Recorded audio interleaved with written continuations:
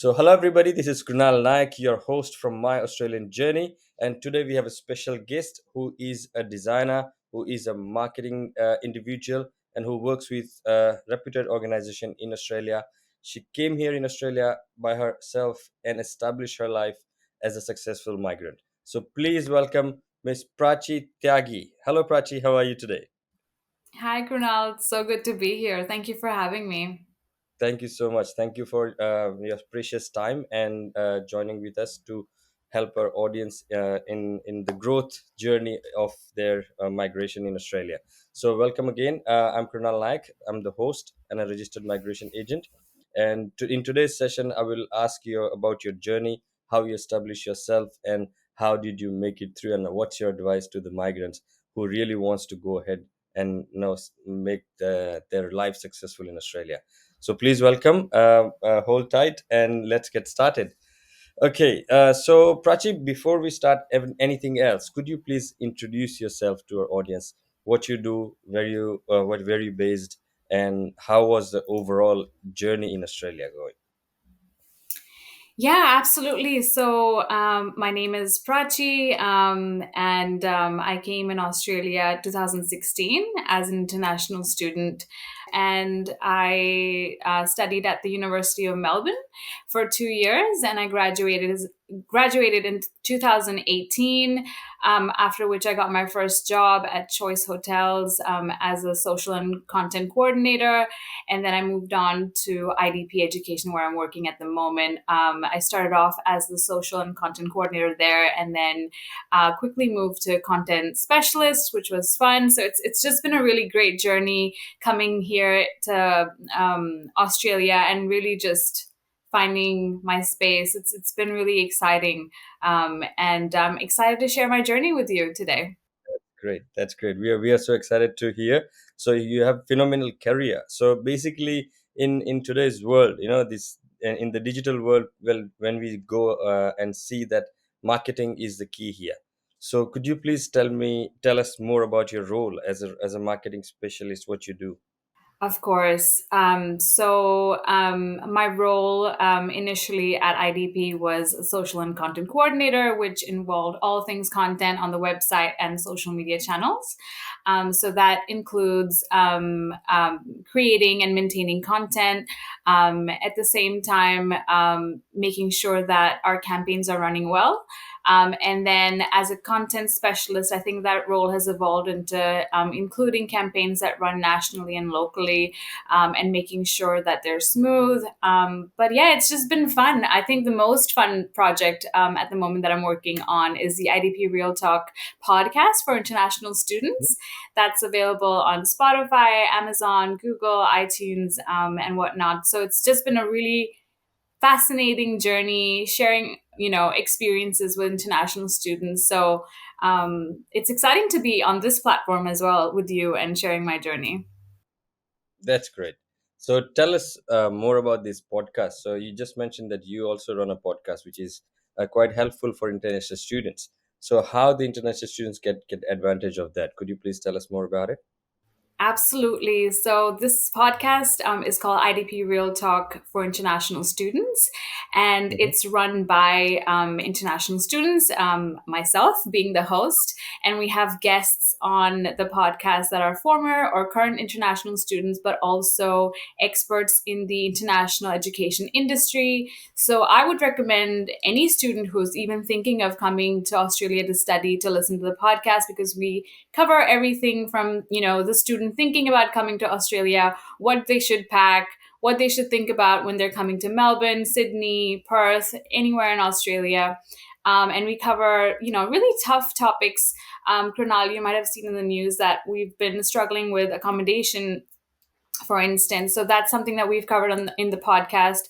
We also talk about, different student journeys from like India, China, Vietnam, Indonesia, Brazil. We have students from all over coming here and sharing their journeys. So students who are keen to learn about, living and studying here in Australia, this is the perfect podcast for them.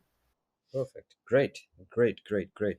Okay. So let's talk more about this podcast. So let's say if student is listening to the podcast, what are the what sort of guests you have who can help this particular cohort of students? Let's say students get advantage. So, but is there any other community or any other cohort of people can get advantage of that podcast, or just for students? I think it's primarily for students, but at the same time, if parents want to hear what students are experiencing in what students are experiencing in Australia, I think it's a good one for them as well.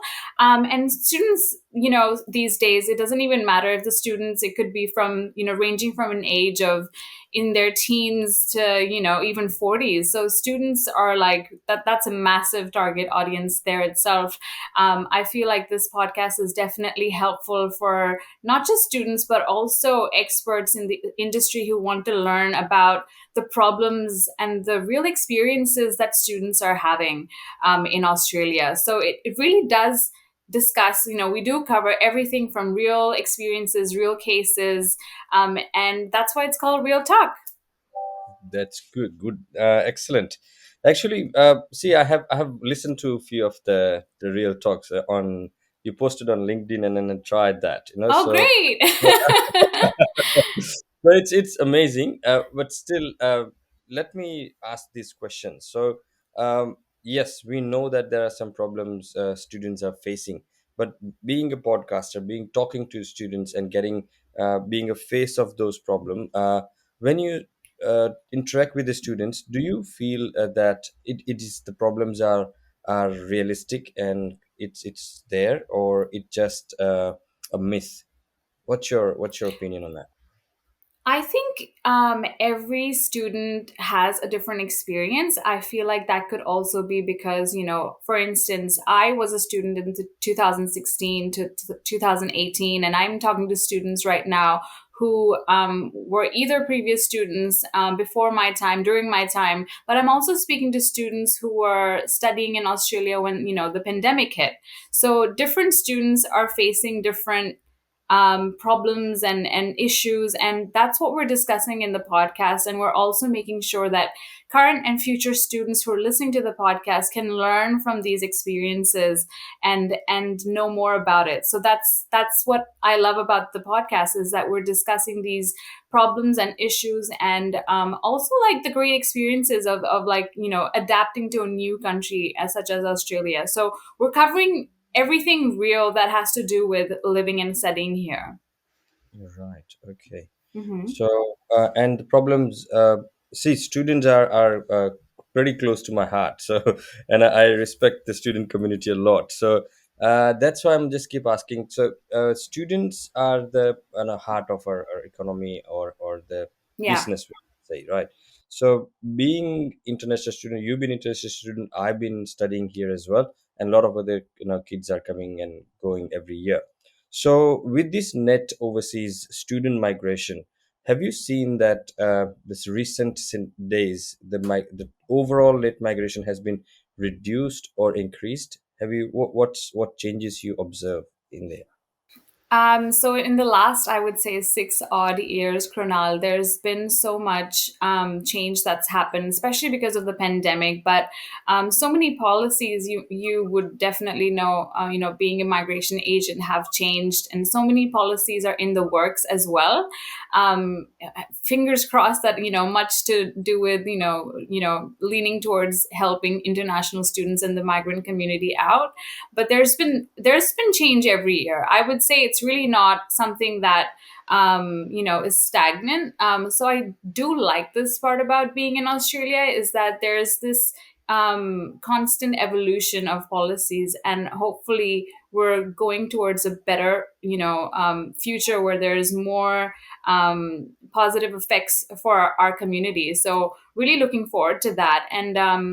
And yeah, I mean, there was definitely a bump when COVID hit, but Yeah. I can see things coming back to life, and hopefully even more better than it was pre-pandemic, for sure. Right, right. Yes, the number has gone really, really up.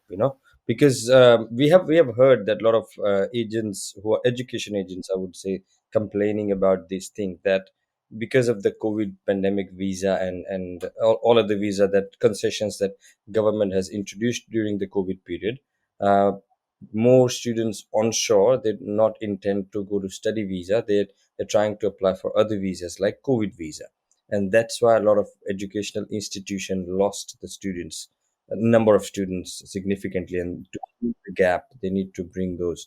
So I think that's what happened at that point. But okay, nevertheless, that's great. Thank you so much for that. So now moving on to the next question. That let's talk about your journey. So tell us that when you started thinking to come to Australia, what are the first things that come up in your mind, and how that perception converted into reality. Okay, so I'm gonna be very honest, Krunal.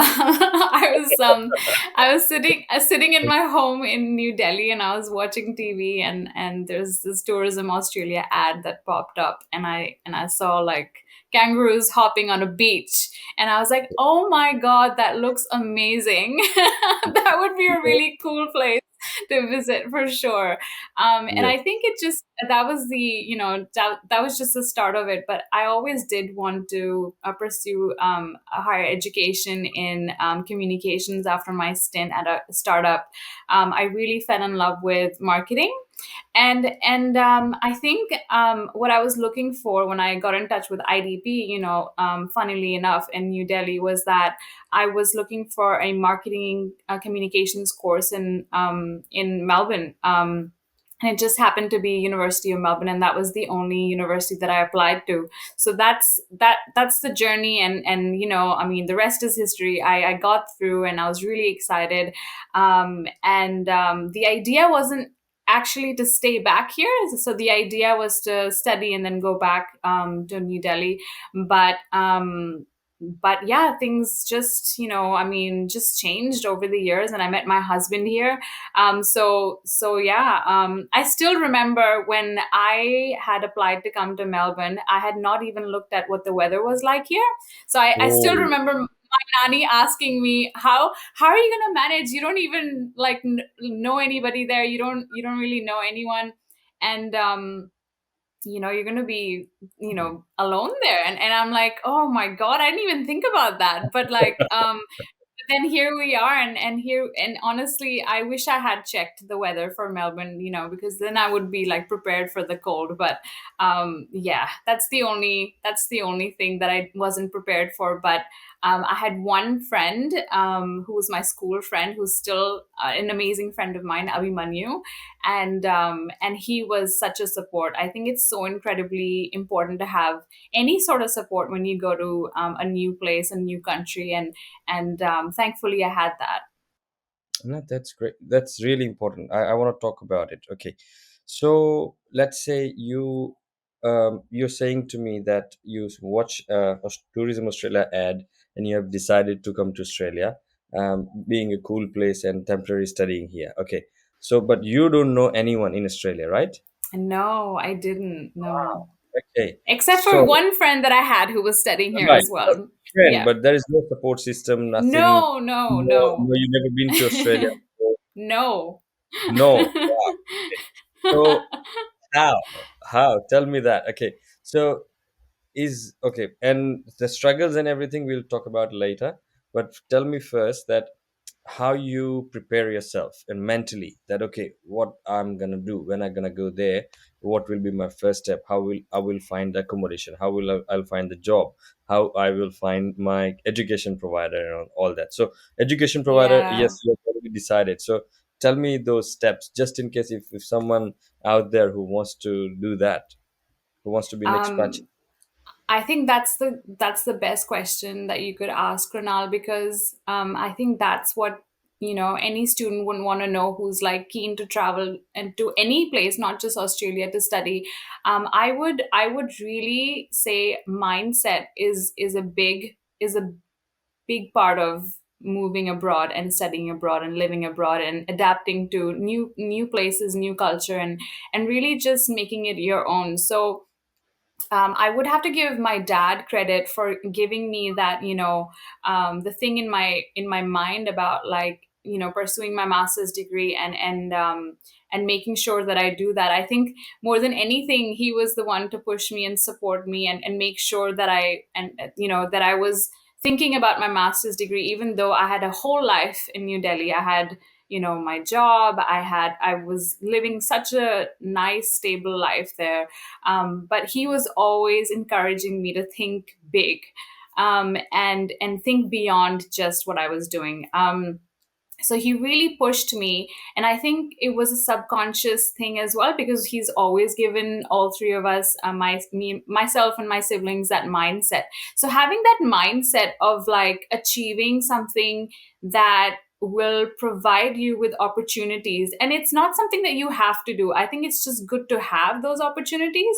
Whether you say yes to them or no to them is a different situation. I think just having choices in your life, for instance, the importance of a master's degree that my dad has instilled in all three of us is like such a massive part of our life. So I would have to say, number one, it's the mindset. You must have a really adaptive mindset, where you say yes to opportunities, where you say yes to learning new things. You have to be very open minded. So these are the things that you see when you come here.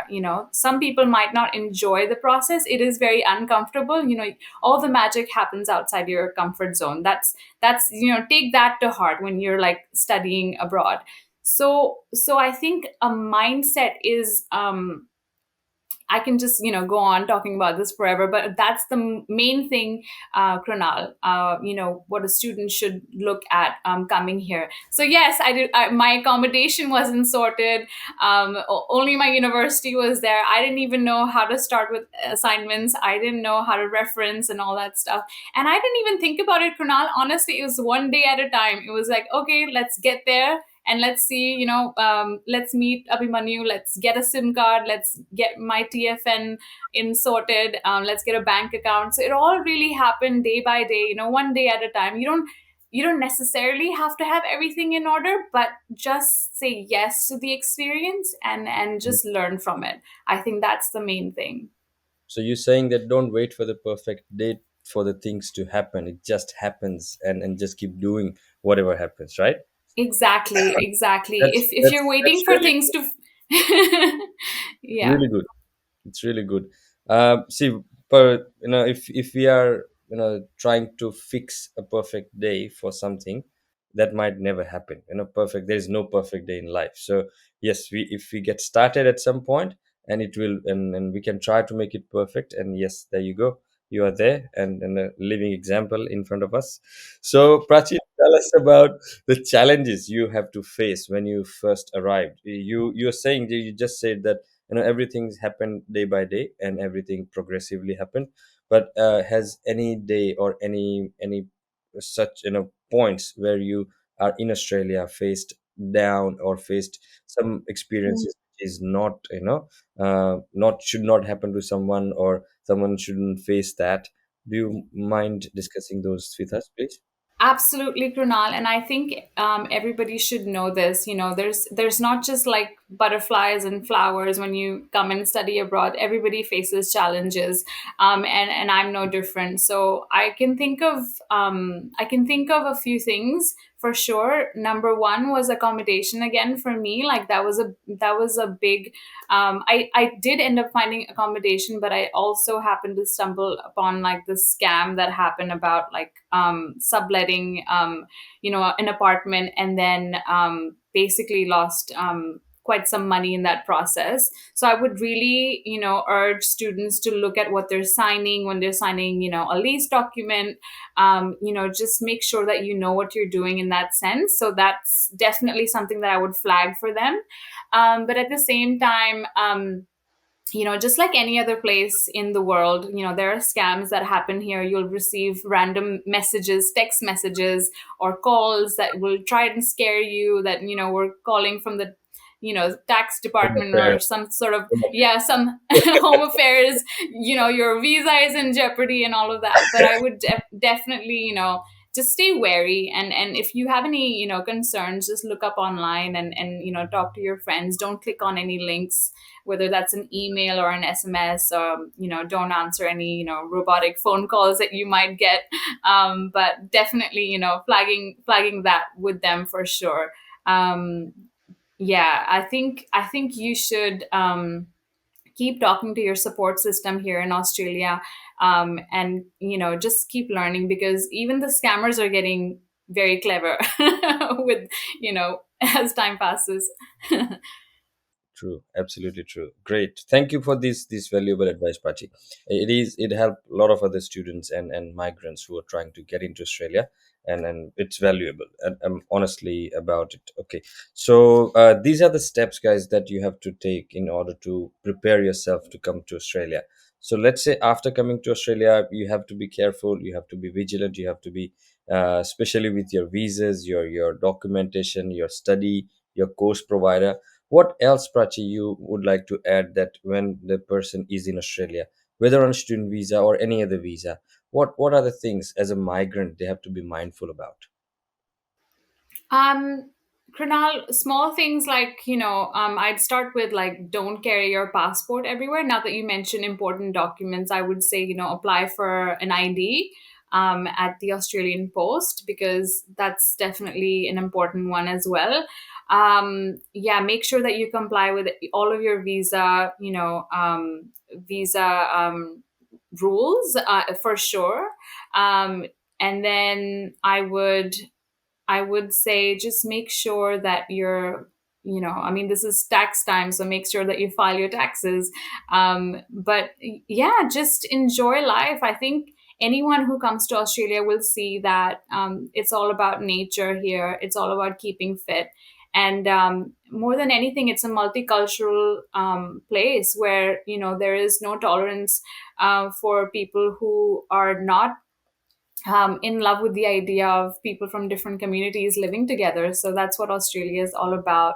And anybody who comes here will see it and will really fall in love with how things are here, and it's really nice. So yeah, they will enjoy themselves here for sure. That's great. Thank you.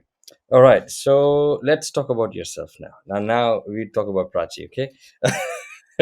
So my first question, Prachi, is who inspired you? So yes, you told me that the ad was there, but now tell me that what is your inspiration of doing everything else what you do? Definitely, Krunal. It's. I would have to give the credit to my dad. For sure, he's been such a support, and just creating that mindset of doing big things. I think that's definitely come from him. But at the same time, it's my mommy and my mamu as well. So I would have quit university after the first semester if it wasn't for a phone call with them talking about how important pursuing higher education was for me. You need your support system to remind you of the reasons why you came here in the first place. And definitely my siblings. So Risha and Ramit, my siblings, they're a huge part as well. So I'm a very family oriented person, you can tell.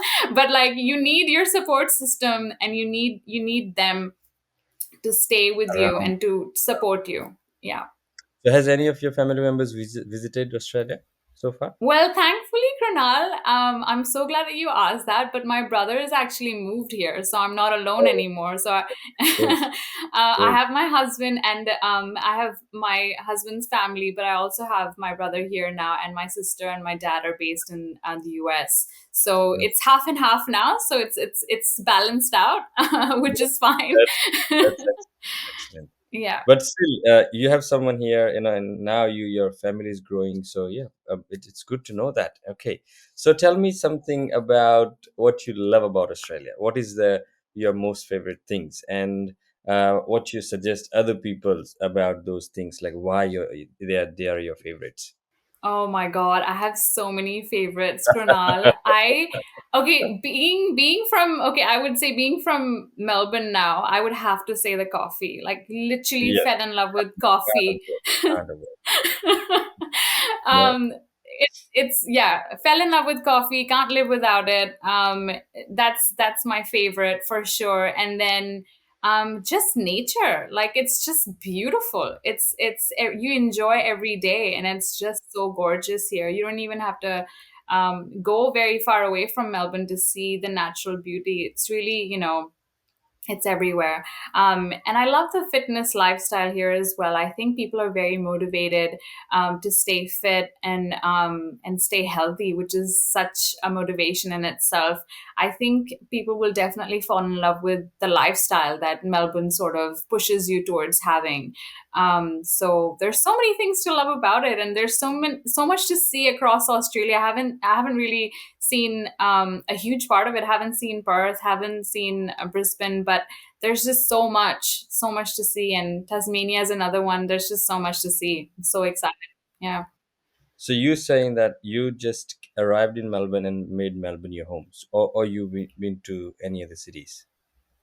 Oh no, so I've traveled to a few other cities, but Melbourne's definitely been home since So I came since here. from day one, you arrived in Melbourne, right? Yes. Whoa. Yes. And Yes. why is that? Oh, for studies. So for my uni, so I landed in Melbourne, and I think I landed the week of my orientation week. So yeah, I just landed here to start studying, and I tried to avoid coming here sooner rather than later because there were so many goodbyes happening back home. So yeah, so it was Melbourne from day one. Okay, great. And never thought about changing it? Even if I did, I think it's something that I love Sydney, by the way. The weather in Sydney is amazing. It's so, and then Adelaide is another one. It's gorgeous, it's stunning. But no, not really, especially since I got married here in Melbourne, and I have my in-laws here who are amazing. So I think Melbourne is a bit long term for me. Okay, great. And it's beautiful city to live. So It's no complaint. stunning. No complaints. No, good to know that. Excellent. So Prachi, let's talk about some development. So when a student or a migrant come to Australia and when they're trying to settle themselves, uh, let's say finding a job, it's the first primary thing everybody try for is first is a study, get settled in the study, you go to university, you enroll yourself, do the orientation and all that. Then the second question comes in the mind is finding a job and finding an accommodation. So what's your experiences doing that, and what's your advice to our viewers in that cohort? Great question, Krunal. Okay, so I'll start with getting a job here in Australia. So a lot of the times, what happens is that I also get messages on LinkedIn from international students who are keen to study here, and their first question, above anything else, is, and I quite understand where they're coming from, is how's the job market? What Yeah. does it look like, and can we get a job there? The answer is not as straightforward as yes or no, because the job market is great. As you know, Kronal, it's doing really well. But the question is, how much are you willing to adapt to the Australian, job market, the Australian culture? How much are you willing to learn in the process of studying here, but also working here, working with people from different parts of the world here?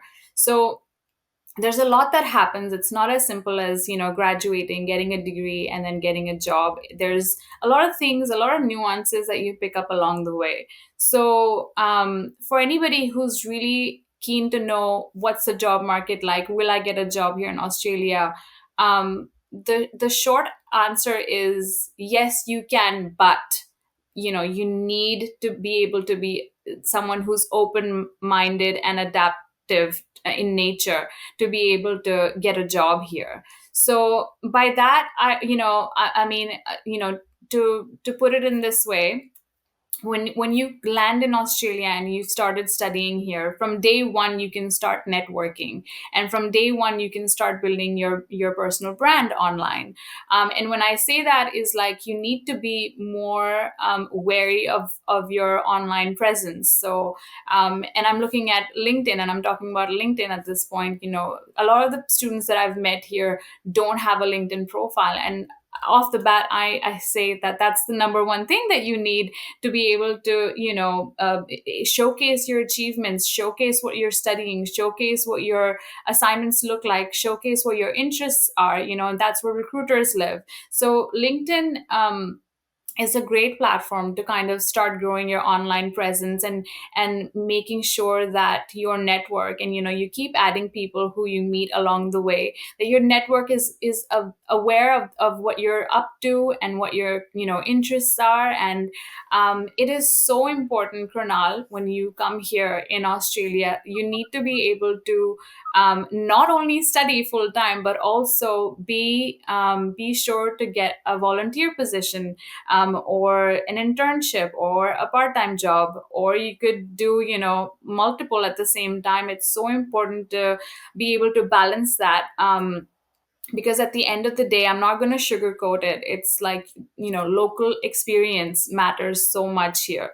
Because once you have that, you're not only networking, but you also have talking points with your future recruiters. After graduation, you'll be talking about all of these different positions that you held while you were studying here, whether that's a volunteer position at Red Cross or it's an internship at Catch. I'm talking about myself. So it's really these points that you can talk to your recruiter. And mind you, they won't necessarily ask you about your experience in your home country or any other country that you have work experience. They will be asking you about the experience that you've had here locally, because they want to learn from that. So that is definitely something that I would push a student to think about if they're thinking about landing a job here in Australia. So that's definitely a big one.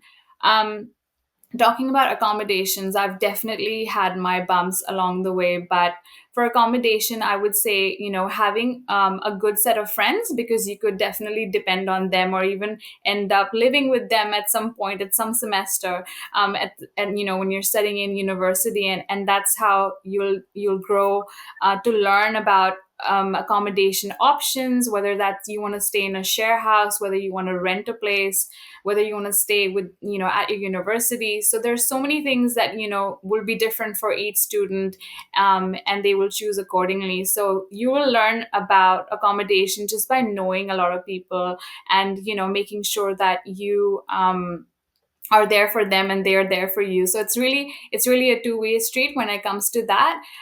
We also have a Facebook group called IDP, International Students Living in Australia, where students talk to each other about accommodation options, and they kind of just get together. It's a nice place to meet new people in your city, and talk about if they can live together even. So I'm sure students will find a way. There's so many places. There's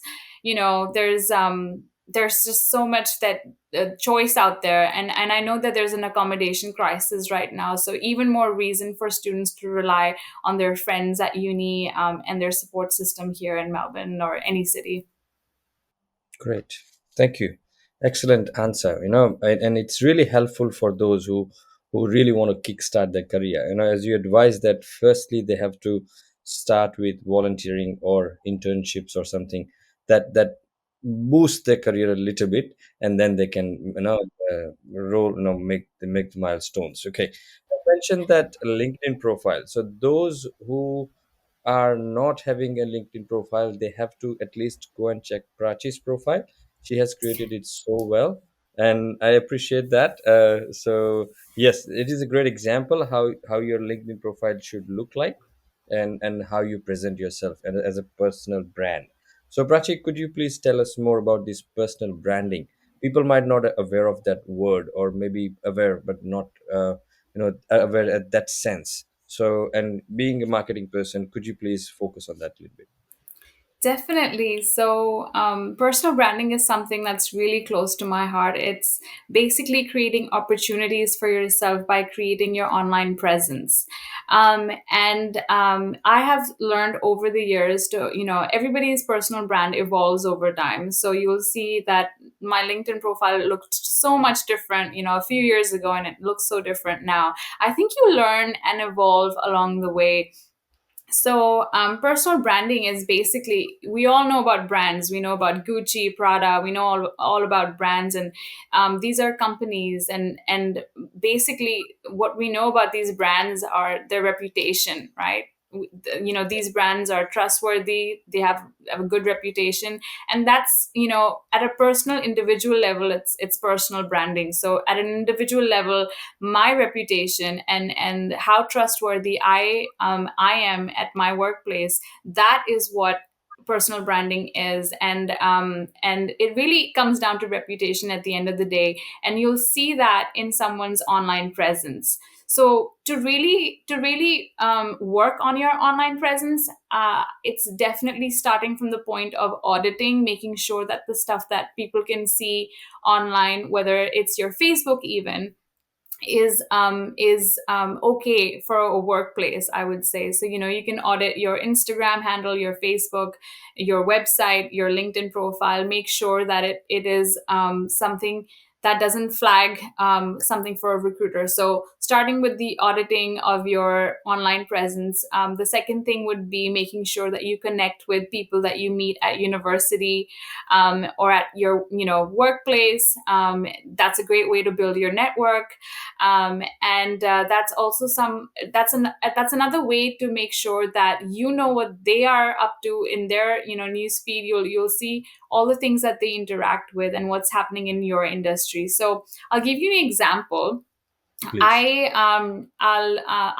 I'm working in the marketing industry here in Melbourne, so I make sure that I'm connected to all the right people here in Melbourne. So it and there, everybody has their favorite companies that they like. So for instance, I'm a massive LinkedIn fan. I'll go check out what LinkedIn is up to, and who I could connect with in LinkedIn Melbourne, and it's just such a great way to connect with people and companies that you aspire to be a part of. So it's one of those things to start growing your network. So number one being auditing, number two being creating that network, number three when is a more evolved sort of opinion that you have of the trends that are happening.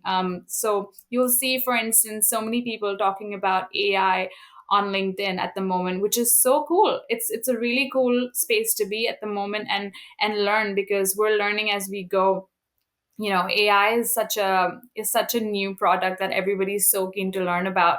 So number three being, sharing your opinion. What has your experience been with, it could be an opinion piece, it could be sharing comments with your network. So that's definitely three things that I would say that builds that online presence over time. A point to remember here is consistency, for sure. You want to make sure that you're doing this on a regular basis. Yeah. That's a big one. You would be shocked how many times I open LinkedIn in a day. So I will not be disclosing that, but it's definitely a part of my daily routine.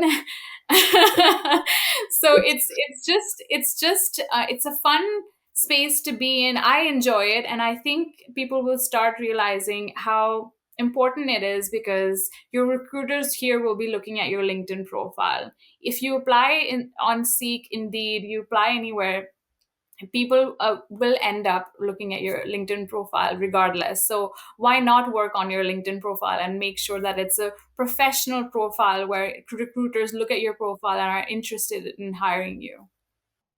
Right. Okay, great. uh, for an individual for who do not know much about LinkedIn, do you recommend any resources to refer, or anything that they can learn, how to LinkedIn function, and how they can utilize it maximum, just in order to get a job or get a career in Australia? There's so many resources, Krunal, online on how to use LinkedIn and build your profile. There's definitely a lot that you can find. I even started posting a few videos, I think a couple of years myself on my YouTube channel. But what you can do is the best way is looking at someone that you aspire to be, and someone who motivates you. So it could be one individual, it could be a bunch of people that you follow on LinkedIn. Look at how they present themselves and their profiles, and get inspired. Get inspired. You'll probably pick up different things from different people and make your profile your own and kind of learn from them. So I think um, the best way is to follow these amazing influencers on LinkedIn and learn from them. And I follow so many of them on LinkedIn myself. So it's a constant evolution. There's no one right way. No one. Everybody has their different ways of expressing. And so even with the LinkedIn influencers, you'll see that there are different ways that people communicate. Sometimes it's a one-way conversation. Sometimes it's a two-way conversation.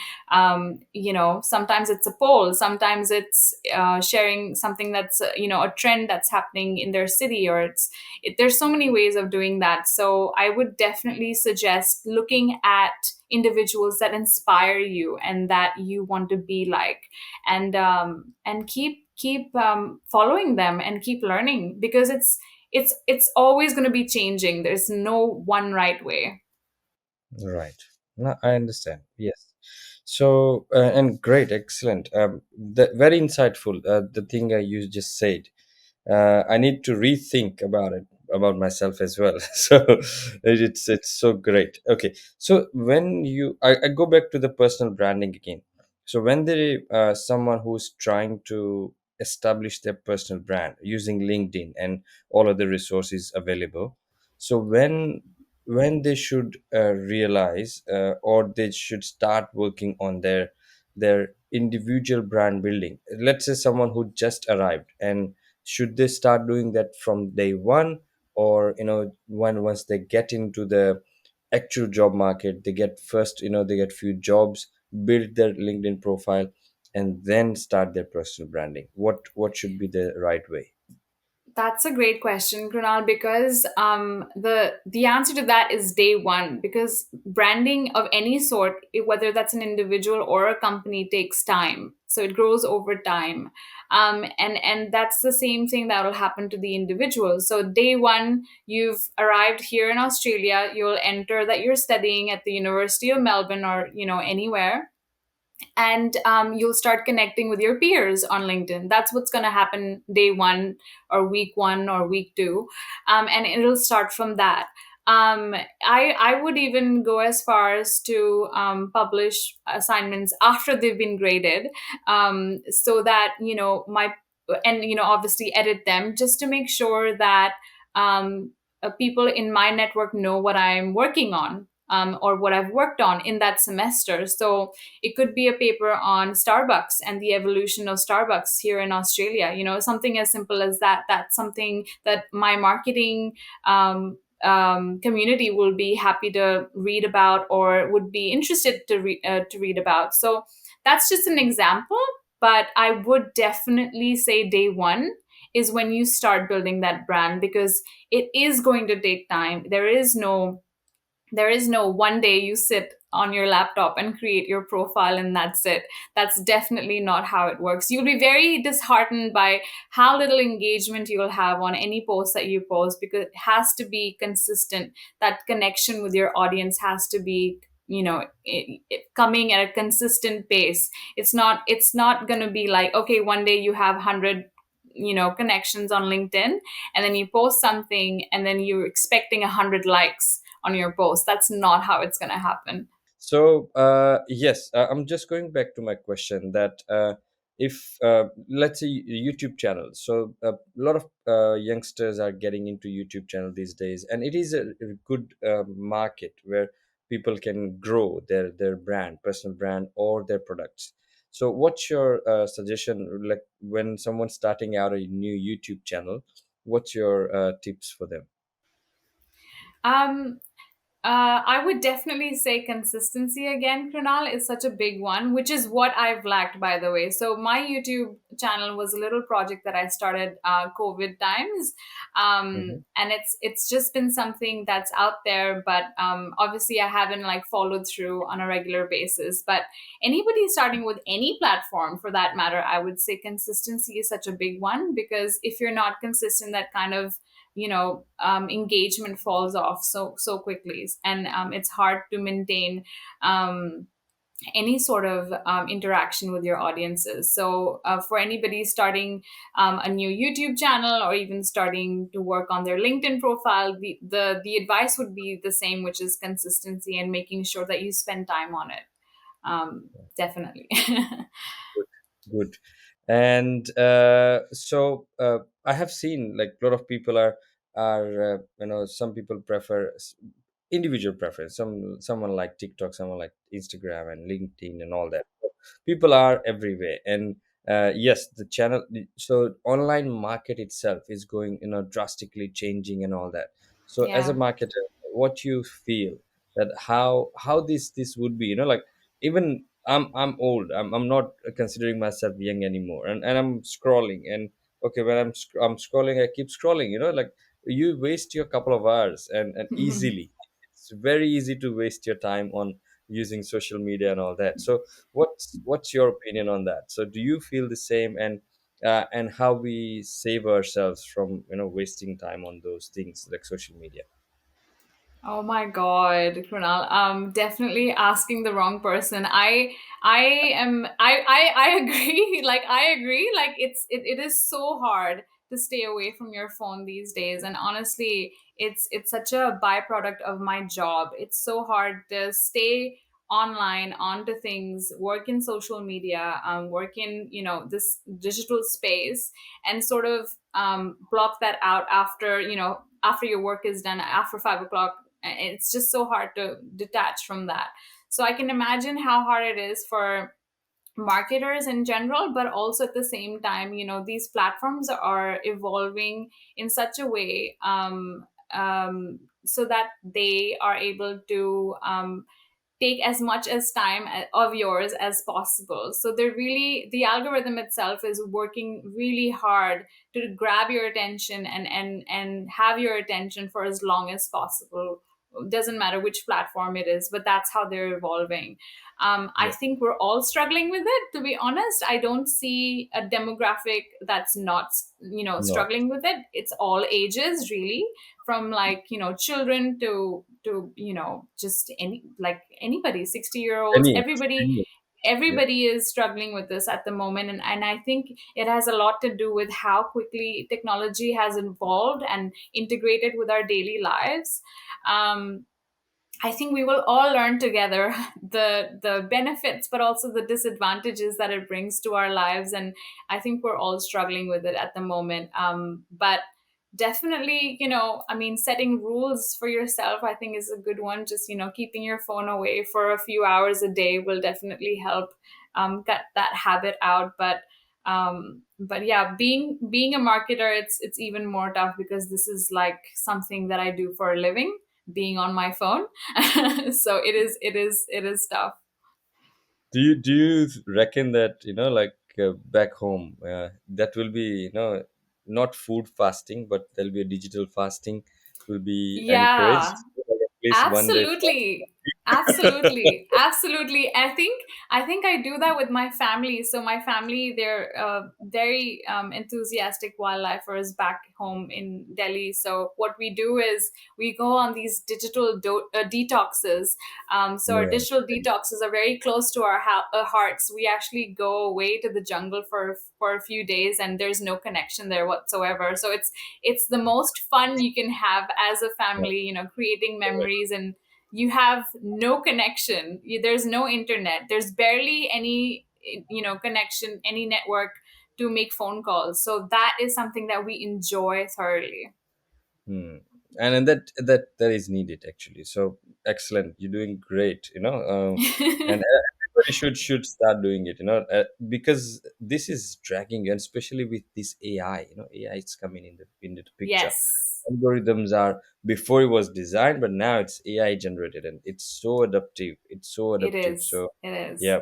So what's your opinion on AI? Where the AI will drag this world to? It's funny that you asked me that because I just spent half an hour last night typing out my, well, just basically asking AI what an itinerary to Amsterdam would look like, because that's what I'm planning at the moment.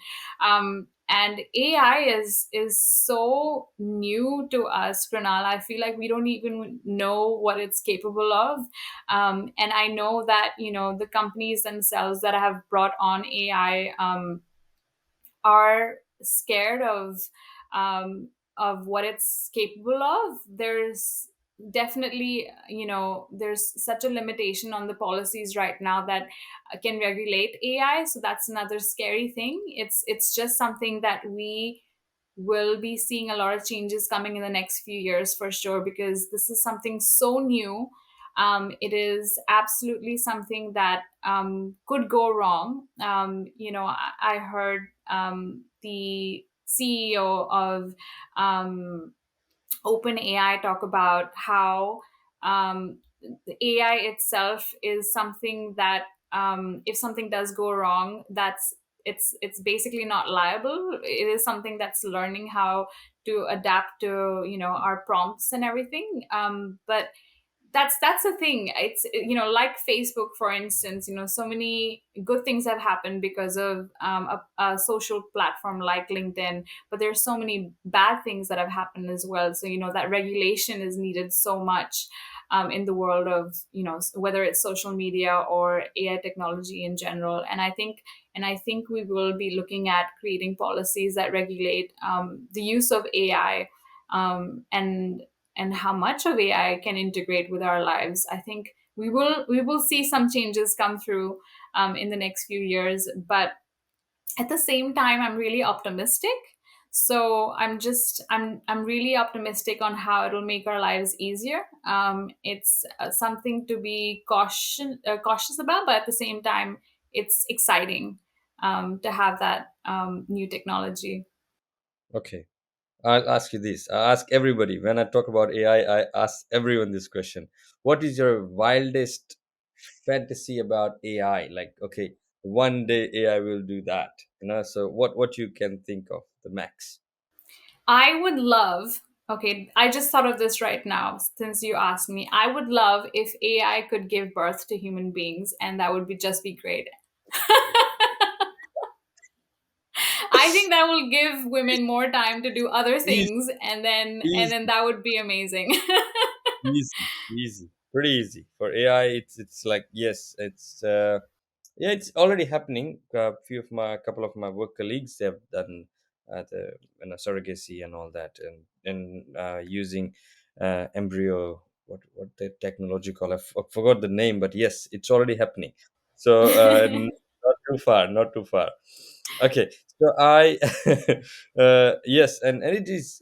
See, it's one way it's good, really good. It's taking our work, our jobs, making our lives easy. People Mhm. are saying that it's a threat to job, but I don't think so, because evolution from mail system to email, never took a job of a postman, right? That's Postmen so are true. still, Yeah. yes. So, yeah, and then when email were introduced, I was there. I said, okay, now all the postmen's couriers are, they're done. They will lose their jobs, but they're still working. And still we see postmen, and in not just in India, in Australia as well. The jobs still exist. So AI is not there to take our jobs, but yes, the danger is when it goes to the wrong hands. It could, you know make more damage. That's the only thing. So yes, we hope that regulators will make the, good regulations about it, and make it possible. Right, so let's talk about success, and growth. So what how you see yourself in next few years, like in Australia, next 5 years, 10 years, 15 years? Have you got any view about your career in future?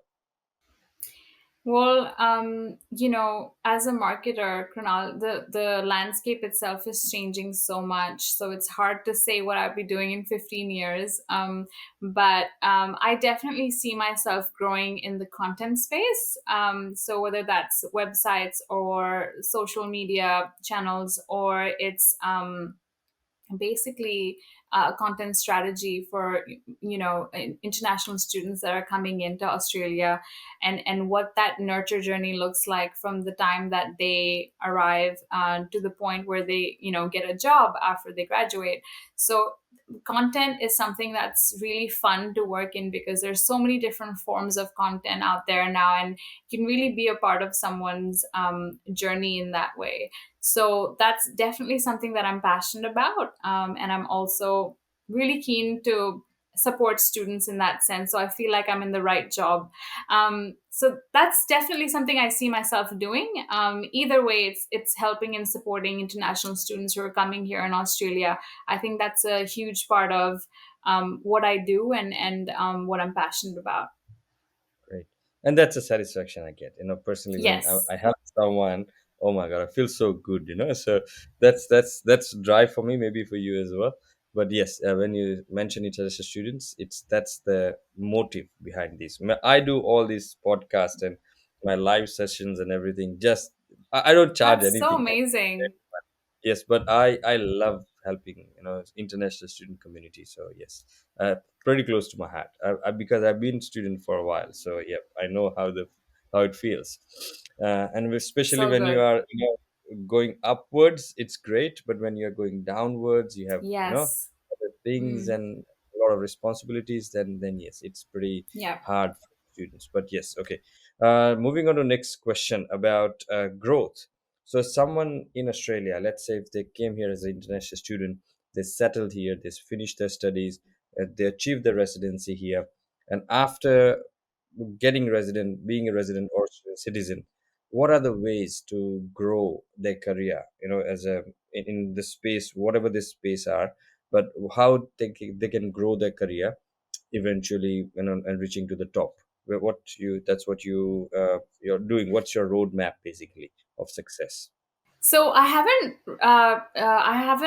I'm on my pathway to PR situation that's happening. Yes, But yes, like, I'm yes. still far away from that. But success, I think, looks different for everybody. So it really Mhm. comes down to priorities for an individual, whether that's, your career, or it's, creating a home. It's a very individual Yes, measure. yep, yep. But I think overall, what success looks like is having a good network around you, and maintaining it. I think that's a really important part of anybody's life. So I would suggest for anybody who's coming to a new country to make sure that they do their research on people that they like to be like in the future, to follow them, and to get inspired, and stay inspired. It's really not that you come into a new country and then everything happens, yes, yes, yes, success, success, success, success. It's not like that. There's so much rejection that you face, so much heartbreak that happens. And to make sure that you stay on the course, you need to stay motivated, and it's easier said than done. So make sure that you're supported by your group of people that you can always bank on, and have that network, have that community. I think community is a really important one. So be there for people, and people will be there for you. So that's definitely something that I would advise people. So, can you please tell us that what is the importance of marketing in a new startup business, and what Right. extent it should go in marketing? Let's say social media marketing. The business is doing what is enough and what is not enough, and what are the tips for that? Right. Well, there's a whole strategy piece that you need to think about when it comes to marketing for any business, whether that's big or small. I think there needs to be a big picture journey about the customer themselves. So that needs to be mapped out first and foremost. And we need to make sure that we are touching the main pain points and making sure that our business is answering those pain points. There's such a massive difference between paid and organic at the same time. So making sure that we achieve those goals wherever we decide to be online, whether that's Facebook or Instagram or whether that's a website, setting goals is a big one as well. Something I would say, working in the very organic side of things at the moment, I can see how Facebook's moving towards paid, and organic growth is basically very next to zero. So that's something that I think small businesses will definitely struggle with. But looking at the big picture, how important marketing is, it is definitely that's moving towards more face value. I think it's really important to get your customers' testimonials, get their stories out, and that could be through a photo, or it could be through video. Video content is everybody's on video content, whether you're on TikTok or Instagram or Facebook. Everybody's watching videos, so that's a big one for marketing as well. There's so much that you can do, and it's different for every business, obviously, because you need to make sure that you know where your audiences live, and Yeah. where they spend time.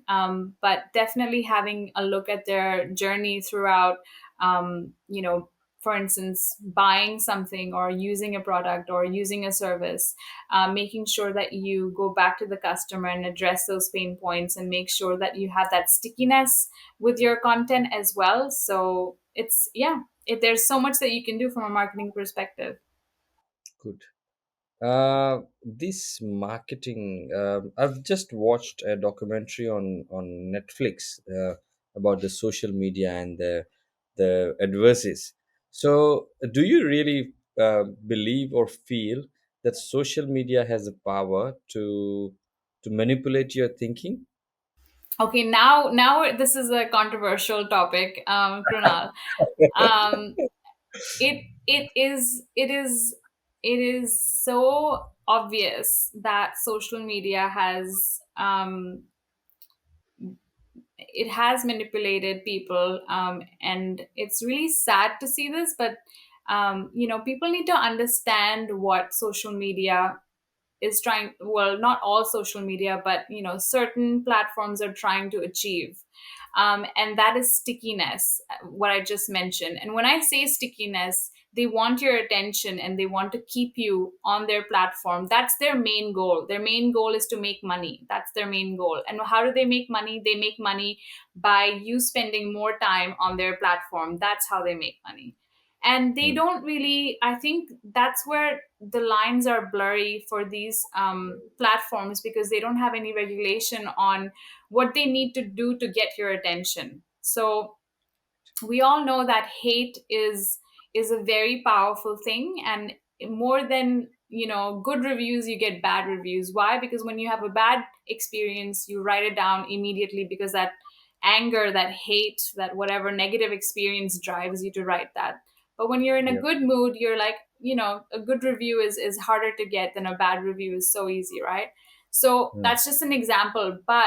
Um but when there are differences in thinking among people, and certain things are taken out of proportion or misinformed, or it basically becomes an echo chamber of hate. So by an echo chamber, I mean, if you like something that, say, is not um, is not in good taste to another person or another community. If you like something of that nature, then you will keep seeing posts like that on your newsfeed. You will, and platforms will do that deliberately so that you like more of this same sort of stuff, and then more of that stuff will appear, and you will end up spending more time on these platforms. That's how the algorithm is basically trained to keep you on the platform. So when this happens, they've basically won. They have basically trained you to like everything that you already like. They already know what you like, so this becomes your echo chamber. Everything that you like, you give back, the same thing comes back. This is your own echo chamber, and you don't get to see other content that's out there. You just see content that you have liked and similar content. You don't really see what else is going on. So yes, Right. social media has been successful in manipulating people into thinking a certain way. So once you start seeing all these posts that you like, you start believing in the content. You start thinking that everybody thinks the same way and this is the truth.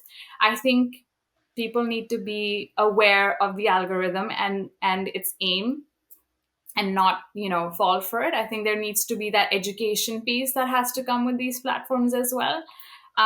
But it's so hard, I think, for people to stay away from emotions such as hateful content, or just negative content. I think that's something that people should avoid, but unfortunately it's something that does bring people, and yeah, it's a hard one. It really is, because social media sometimes wins, and yeah. And I think with this smart AI, it might win more times. Like not just few times. It will win more time, and will have a capacity to defeat, the human instincts, I would say. But yes, we still have a brain. We still have to think diligently before using anything. Yep. And that's how we use moderate use. How they say responsible use. Yes. uh, yes. Who decides, right? Okay, so we are Yeah. moving towards the end of our podcast, Prachi, and I before I let you go, I asked this question to all of my guests, and that's what I gotta ask you now. So let's say if you have a power to change something in the current immigration system. It's a lot of changes are happening these days. What's changing, but still, if you have a power to Ooh. change what you would like to change in this current immigration system. I hope this isn't far away, but I do hope that they have a very straight forward pathway to PR for international students who come and study here, for sure. I think that is the main thing that they need to work on, um, because it's not just people coming here and studying, not everyone for that matter. It's a lot of people want to live and stay here and contribute to the economy and the growth here. And it's a beautiful place to stay. I would, this is something that the government is working on. It's really a matter of time. So I really hope that comes through soon. Yep, that's good. And after all, after so many years, government just came up with that we will give a permanent pathway to students, and which is because being a migration agent, I get a lot of questions like, "Sir, uh, uh, do this course has PR?" I said, "No, this course does not Yeah. have PR. Any course does not have PR, right? It's a Yeah. work. Now it's finally it's there with the list they have outlined recently. So let's hope for the best for those students who are asking that question, and they have at least they can get a course which leads to the PR. So yep, that's really good. Thank you so much for that. And what advice you give someone who is considering to come to Australia as a student or as a migrant? um More research and more looking up people who've lived here, who've studied here, who have been there, done that. So definitely follow you, Pranal, for tips, because you speak to people from all different walks of life and share their experiences. I think it's very informative and very much needed. So kudos to you for doing such an amazing job, and making sure that information is passed on to those people. It really is a learning. So, getting more involved with the community is a big one here in Australia. And I think that's surely going to help you. Thank you. Thanks a lot. Right. And before I let you go, last question is that what is the most valuable learning you've gained since you came to Australia? It would have to be make no assumptions, and be open minded. You really need to make no assumptions and be open minded. because you will be working from people from all around the world, from all different, experiences that they've had in your life. You need to be an open person when you come here. So that's definitely a big learning, and it's a hard learning for some people, because some people, I think, back home, I would say, wouldn't be open to learning or accepting another person. You need to be very accepting in nature, and I do say this with all conviction that Australia is such a beautiful place, because here everybody accepts you, and you need to learn how to accept everybody as well. And that's a big learning. Perfect. Perfect. Simply perfect. Thank you so much, Prachi.